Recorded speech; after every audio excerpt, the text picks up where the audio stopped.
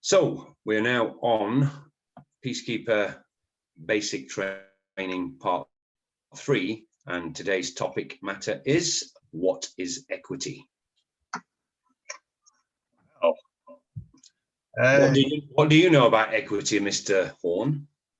It's the closest thing that expresses the laws of nature, and they're called the rules of equity.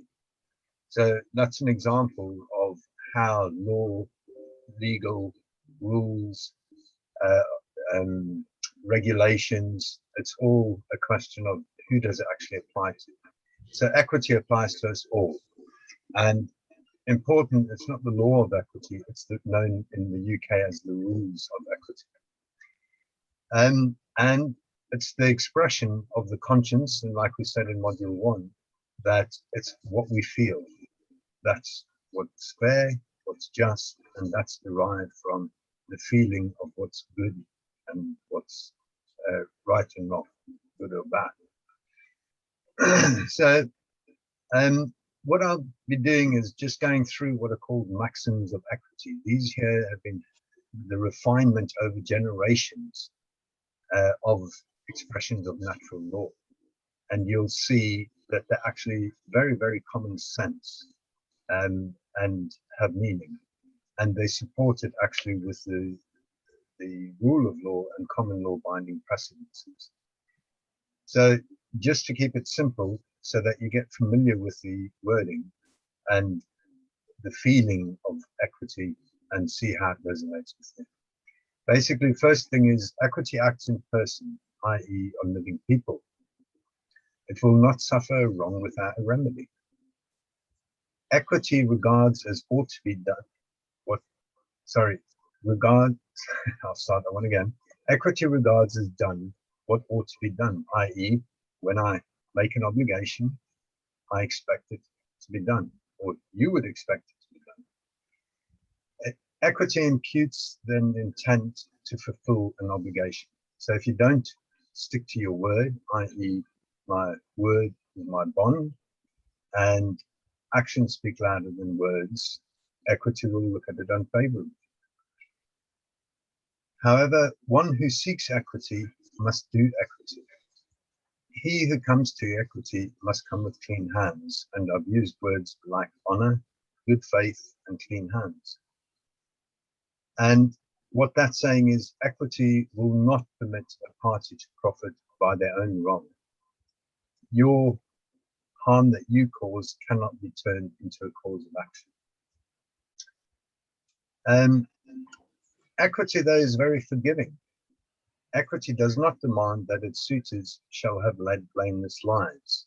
But what's important when you go forward is that in the matter you come with good faith, clean hands. And we're all human and can make mistakes. However, one thing which certainly people probably feel in the existing system is equity aids the vigilance of the individual, i.e. if you do not deal with a matter, then don't expect somebody else to come to your rescue. Now, we've used the word, and I've introduced the word common law binding precedence. That's a social ruling or a judgment of a settlement of an existing dispute. And equity will take jurisdiction to avoid a multiplicity of suits. So what that basically means is where you've got similar cases or similar facts, equity will deal with them all to try and get to a principle which can be applied throughout with similar situations. So it'll take a jurisdiction to avoid a multiplicity of suits, and that's legally affirmed, i.e. legally affirmed means written law by an act of parliament, and therefore it is additionally not only a lawful requirement of the courts, but legally in the Senior Courts Act, every conflict should be resolved equitably to avoid a multiplicity of suits, and equity prevails over the common law. Now that's very important, because what that is telling us is the common law is subservient to equity. So equity is supreme. And you argue what's called lawful excuse in equity. So you use the rules of equity where an existing common law precedence, binding precedence, does not have a fair and just resolution.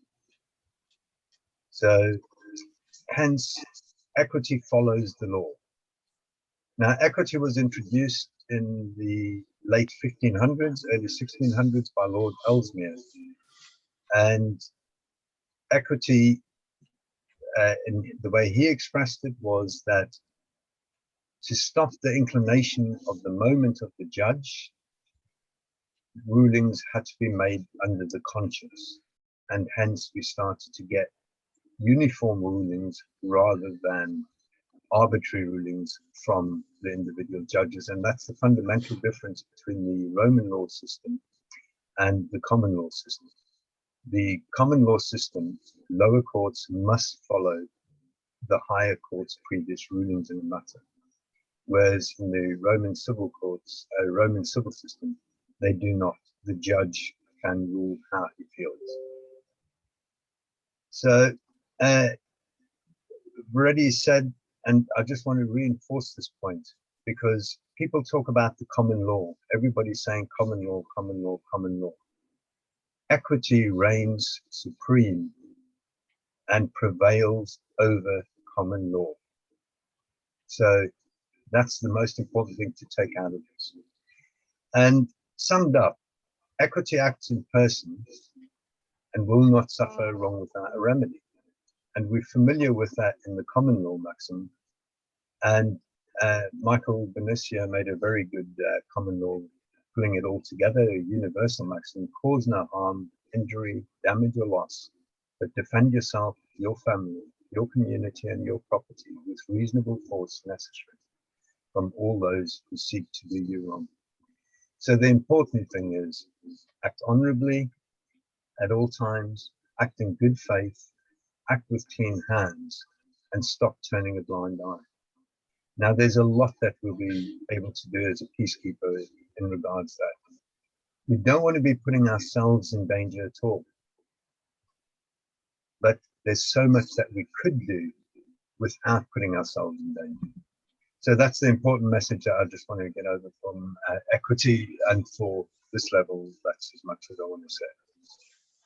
Which is fine, and as you say, the most important thing is just by being a good person and just being out there and not turning a blind eye.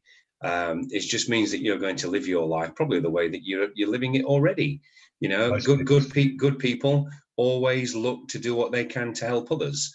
And as we know, the problem at the moment is that lots of things are stacked against us, and just making that stand and having the confidence to do so is incredibly important. If equity is about the way you feel, Mark, at 27 degrees outside, I feel rather warm. Quite disappointed that you got me indoors making videos on the warmest day of the year. However, we will continue. So call it there for part 3. And what do we have to look forward to in part 4? We'll be looking next at lawful governance, and then we'll look at lawful judiciary, and then we'll start to talk about legal. Yeah, and then we'll get on to recording some role plays, which I think our audience will be very interested in listening to, so that they can see how, from the experience we've had, that we've actually put this into good practice. I think it's fair again still to reiterate that although this is basic, simple training, is we have to still cover so many different areas. We want people to understand what a binding precedence is. We want people to understand the rules of equity. We want people and the law of equity and the rules of law itself. And so this is the best way to do that. As many short videos as we possibly can, just to try and keep people's attention as we go through each one individually. So I look forward to seeing you on part 4. Okay, great.